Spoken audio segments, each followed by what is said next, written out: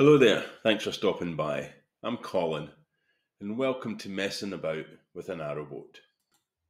So the boat's in its new home, so these early days are about getting established, just getting some basics done, cracking on with a few small jobs, but really just finding where everything is in the new boatyard, just getting things established. We want to get through the final infrastructure touch-up stuff so that we can crack on with the main fit out.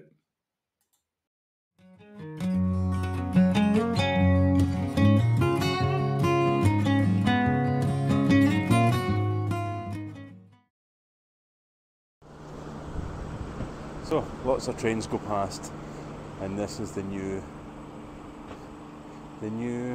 location. I had to borrow some steps, so I'll need to make some steps. So I got a few jobs to do as priority. Steps, door lock, electricity.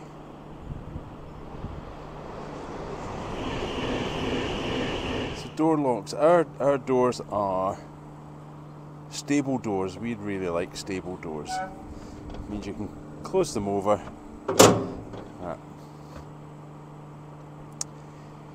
So thinking about a lock, normally you put a lock here, and deadbolt it across. That would be okay, but if you look at our sliding hatch, it's hitting that bit there, so you have to lift it up and over, which makes, well, it's got two advantages. First of all, that's a rain trough, so the water will come down and run off and not run through your doors. So the doors are pretty well sealed. It's an extra bit of security. So I need to figure out the way to do the lock would be, that's got to lift up and then you slide it back.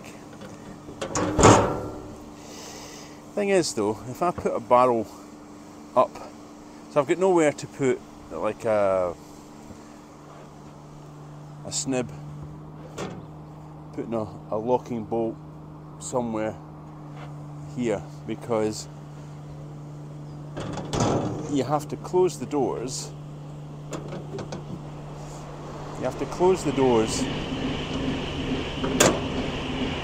And then bring the sliding hatch over. So normally it would be you put a bolt here, and when you pull the sliding hatch you can lock it. Could trim that off, I suppose, but that would make it easier. So if I'm going to do a bolt going from the door up, I need to make sure that that bolt, it's not too much actually. So what I'm saying is you need to make sure that you can't lift it over the bolt, but actually you can't. You're only lifting it up essentially that amount, so I need to find a way to get a lock that has a bolt going up there. Maybe a garage door lock. That would work. Something in here. Maybe a rim lock that sits on. Just need to look inside now. So the design of the doors is such that there is a rim here. So again, that will just need a bit of neoprene sealer round the edge.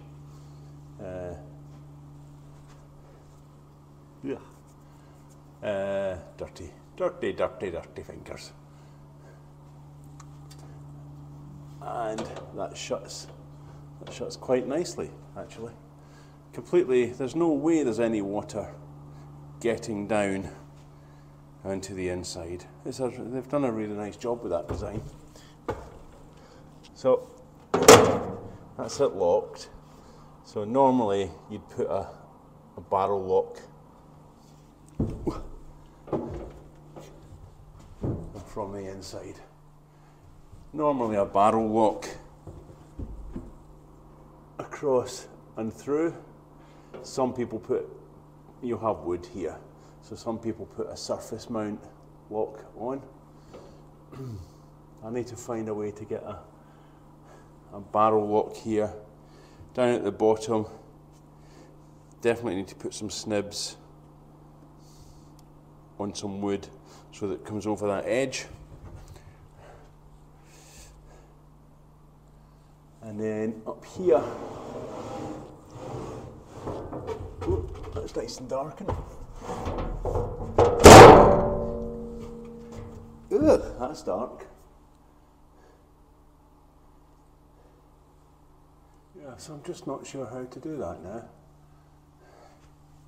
Does it need a piece of wood across there to go into? But if I put a piece of wood there, it's going to hit there.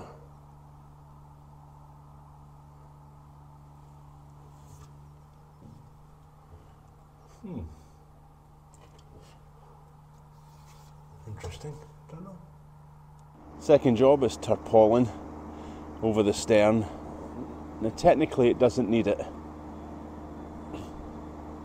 but there's water in the bilge,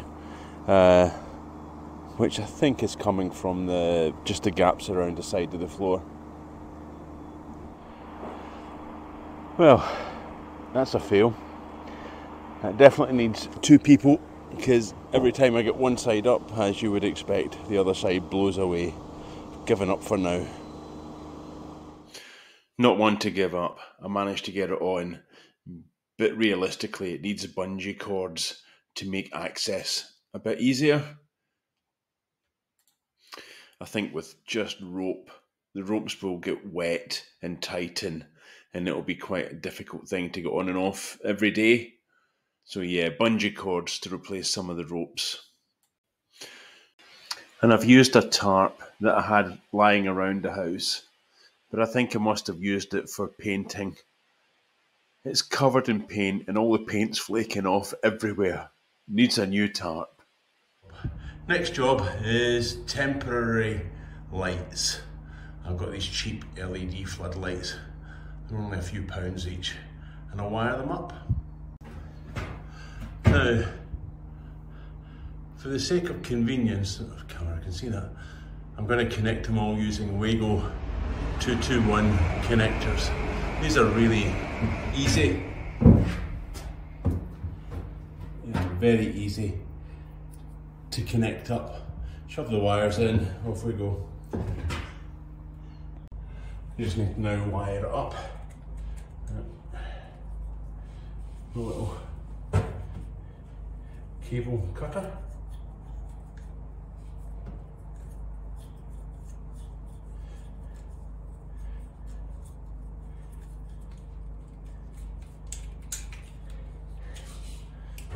Quite a neat wee thing, this. It's got a little sharp edge on it, and you just stick it on the wire and it will cut through. No, not in the bin. And then I've got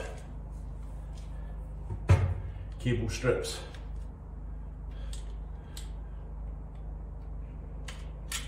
And I know you can get big fancy ones,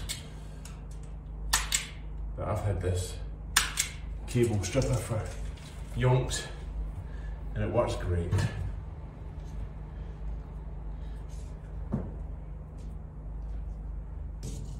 Tighten up any loose ends. It's so hard to see, I'm brown.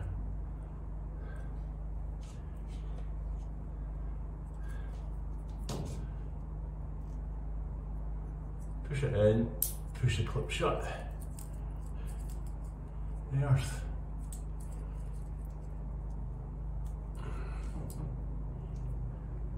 Make sure there's no straggly bits on the wire. Push it in.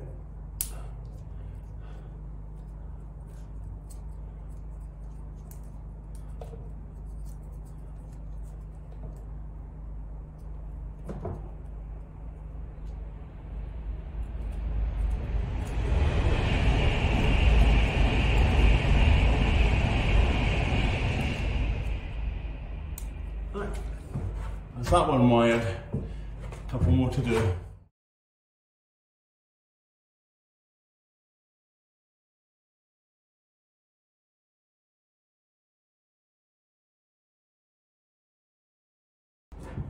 So the last part of this is wire one end up to a plug and then find some mains power, which is way over that way.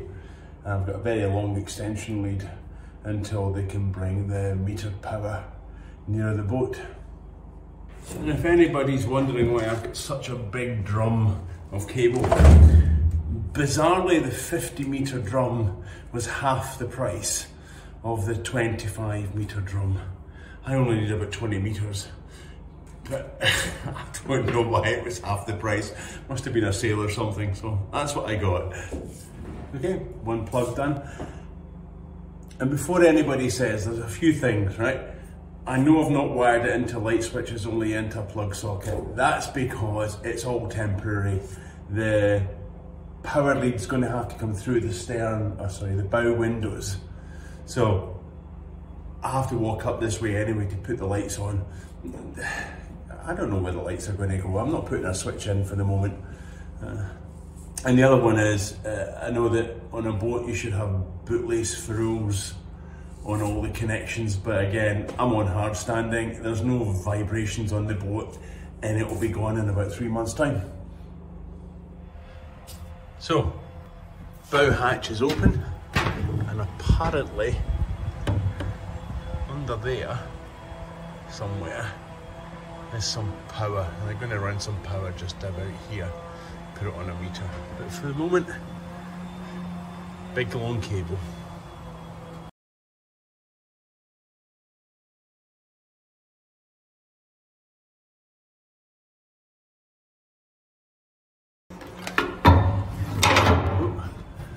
Right.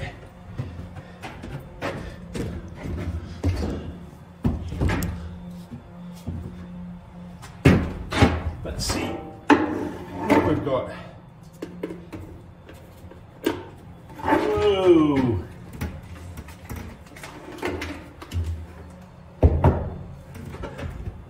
We have light. Yay! Next job I've got to do,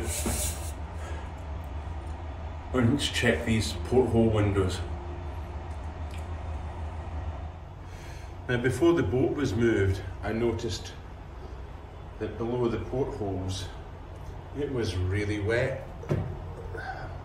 Wasn't quite sure if it was a leak. So Pete and the guys checked it all, they couldn't see anything. And that's fine, you know, I trust them, sort of. But I spoke to Caldwell's and they said to do a water test. So what they said was, take the window out. Oh, I've done.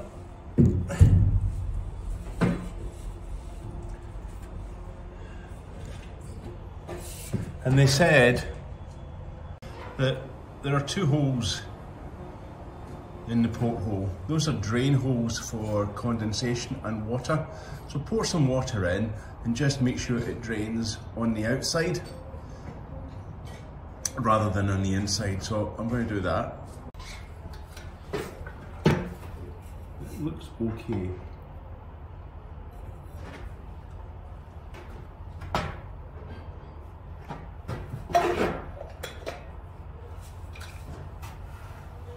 That's bone dry in there.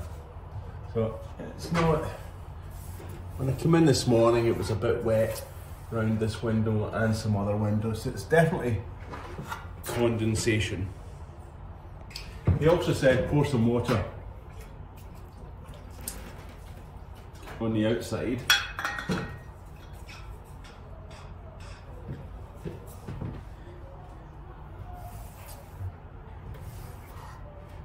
And aside from there, so nothing again, so it is condensation. What I'm going to do is I'm going to seal round here with some Sikaflex. Caldwell said it didn't need it, but I'm a belt and braces type of person, so I'm going to do it anyway. And then tomorrow I will spray foam round all the portholes, fill up this gap. Let's get that condensation dealt with. What else have I noticed on my first full day? So, power, definitely. Got a tarpaulin, but I've ordered a new one. The tarpaulin I've got is just too big and flapping about in the wind. So it makes it quite difficult to tie it down on your own. I'll get some bungee cords. I've got some at home. And that'll make it easier to get in and out. Sorry for the train. It's like every 5 minutes as a train goes past. I've checked the windows, brilliant. Got power, brilliant. You'll see from earlier that I'm still trying to figure out what we're going to do about the lock. I think I know the lock I'm going to get, I'm okay with that. It's just how do you line out the hatch to accept a lock without having to drill through the steel. But I've been thinking about that for the last couple of hours. So the other thing to note is where the boat is. It is seriously muddy. I've got wellies on, but every time I come in and out the boat, I'm just bringing in a pile of mud.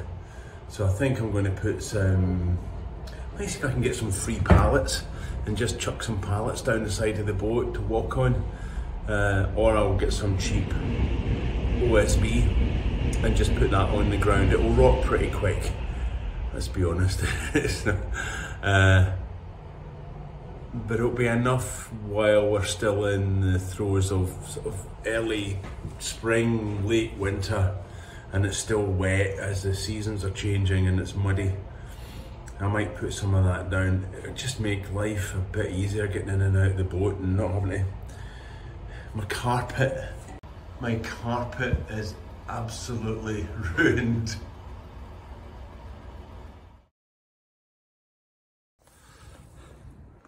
So it's been raining quite heavily for the last few days. So there's a break in the weather, so I thought I'd come down and see what the mud hole is like.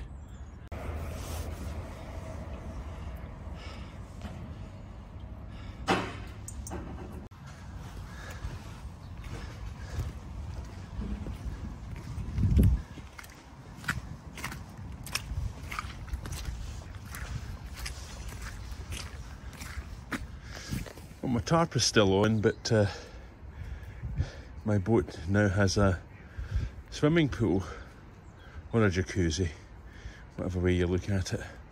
So lesson from this is need to put a bit of wood across there and drape the tarp over it, but at least it's kept the water out. And this is going to be fun. How do you empty all of that out without getting it everywhere? Well, mostly successful, but that was heavy. I'll need to do something about that. And my hands are now cold and wet. It's a wee bit dark in here because I ain't gone outside in the puddles of water to drape an extension lead that could get soaking wet. So I'm not going to do that at the moment. In the meantime, I brought a temporary light. I bought a new toy. This is a microphone for the phone, so hopefully the sound that I'm getting with those clip-on mics, which run out of power in about 20 minutes, this will be better. Now the microphone make is called a Joby, J-O-B-Y. Makes me giggle. In Scottish, a Jobby, J-O-B-Y, is a poo. So I'm about to put a big poo on my phone. Well, let's see how the Jobby does as a microphone, eh? It just does. It really makes me giggle with a big Jobby on my phone. Job today, Sikaflex round the windows and let's get the spray foam done. Changed my mind, braved the puddles and went and got some light because I need it. And another thing to note on day 5 is I need a wee table. I can't keep using my water tank It's a dining table. Right, back to work.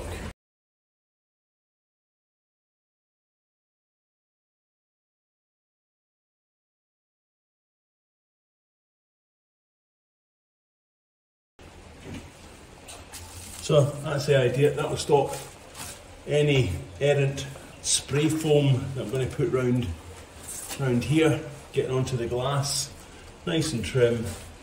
Right, 7 more to do.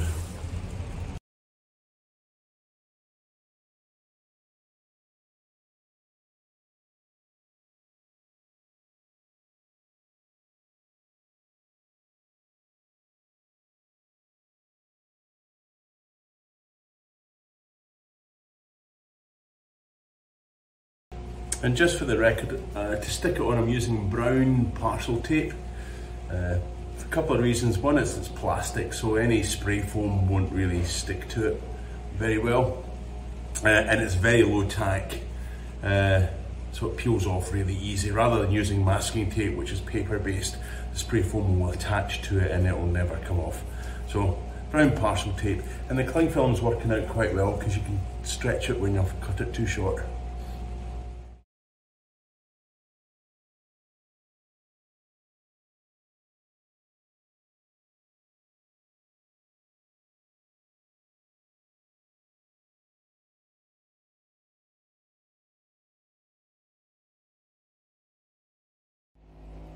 Right, that's that job done. Took me just over an hour, 2 tubes of Sikaflex, but I'm much happier now that the exposed rim on the metal of the cutout of the window, I'm much happier that that's now sealed properly. I could have painted it, but it's got a good seal with Sikaflex around it, so sealant, that'll make it watertight. God, blimey, this rain is relentless. Right, so may as well find something else to do. Saying I'm doing insulating windows and things and trimming things up, let's go and put some foil, bubble foil insulation on the hatches. That will stop some of the condensation. I really can't do the spray foam around the portholes. One, the Sikaflex is still drying, and 2, I could do with some openings on windows, and nope, it's in the rain. Now the hatches are going to have nice hardwood, tulip wood in there. That will be bonded onto the insulation. So I'm just going to temporarily fix it just now, because when I come to bond it, I'll use an impact adhesive to make sure it's a good strong bond on the wood and the insulation, and then it will get fitted into the window frame. So best way to do that just now is kind of 2 ways. One is either tacky spray glue, which I don't have, but what I did have in my garage, my box of tricks, was double-sided tape. So I'm going to use the double-sided tape. Right, foil insulation on one of the hatches, just stuck in with double-sided tape. Go and do the other one, and then I've got the doors and stuff to do, but I think I'll do that tomorrow. It's getting late now. Well, tarp worked. Putting a bit of wood across the top and draping it over was better. And I've brought a hoover for my carpet. Well, actually for all the flakes of paint too. Right, Roma will be here tomorrow, so I've hoovered the carpet, I've hoovered the stairs, and I've hoovered the stern. Brownie points. Now, the real reason for the hoover is water in the bilge. There's quite a lot of water in there. And I've been trying to figure out why there's so much water, because these things at the side here are drainage channels. So the water should go down the side of the boards and out through the hull. but immediately I can see what the problem is. So this is a T-bar. So the cut in the wood is supposed to be in the middle of that T-bar. And for those of you that are observant, the cut in the wood is there. So any water is just going to run right down there and into the bilge. Right, let's get that fixed and get the water sucked out. Nice engine though. Ah, great. It's going to be one of those days. My wet and dry vacuum cleaner has packed up and it started to rain. I think I got about half of the water out of the bilge, so yeah, well, what can you do? Right, so we're just going to cut these boards, but it's now hailstones. It's just going to be one of those days. Oh well. That means there's only one thing for it. Black Thunder and a cup of coffee off of my water tank dining table. So I think what we'll do now is I'll just go on and spray foam around the portholes while I'm waiting for the rain to stop.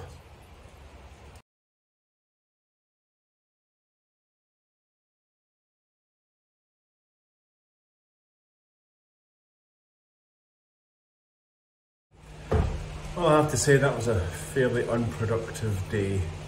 At least I got some of the water out of the bilge before my wet vac packed up. I've checked all the fuses, everything, no idea what it is, it's just had it.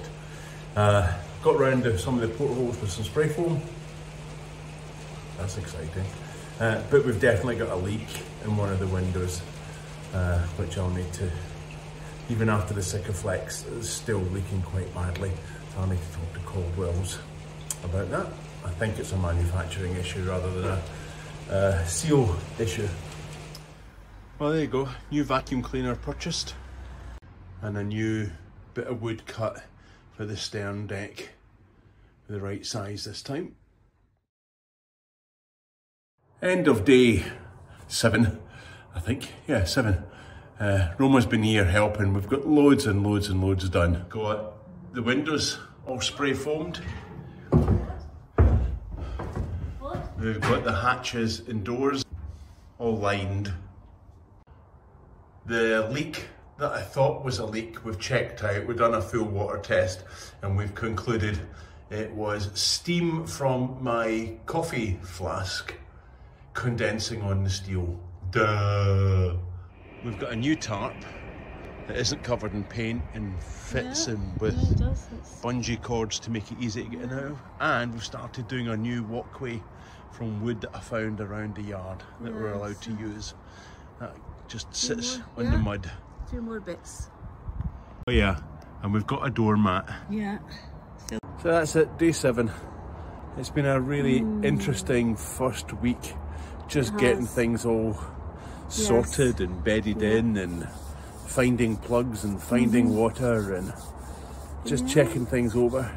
We have been. It's the mud that's driving me nuts though. Yeah, well once we get a bit of a walkway going and umpteen changes of shoes and it's still pretty cold. And it's cold, so it's time to go. Right, see you next time. See ya.